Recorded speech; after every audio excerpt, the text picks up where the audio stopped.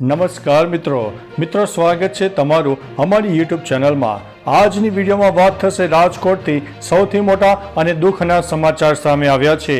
રાજકોટના ઇન્દિરા સર્કલ નજીક એક બેફામ સિટી બસે 6 થી વધુ લોકોને અડફેટે લીધા હતા, જેમાં 3 લોકોના મોત થયા છે અને બીજા 4 થી 5 લોકો ઈજાગ્રસ્ત થયા છે। અકસ્માત બાદ રોષે ભરેલા સ્થાનિકોએ સિટી બસમાં તોડફોડ પણ કરી હતી। મોટી સંખ્યામાં લોકો એકઠા થતા પોલીસે લાઠીચાર્જ કર્યો હતો। હવે આ અકસ્માતનો ભયાનક વિડીયો પણ સામે આવી રહ્યો છે।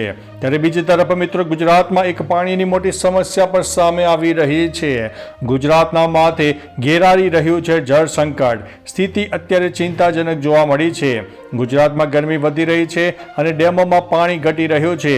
રાજ્યના 92 ડેમોમાં માત્ર 30% પાણી ઉપલબ્ધ છે, જ્યારે 28 ડેમ ખાલી થવાના આરે છે।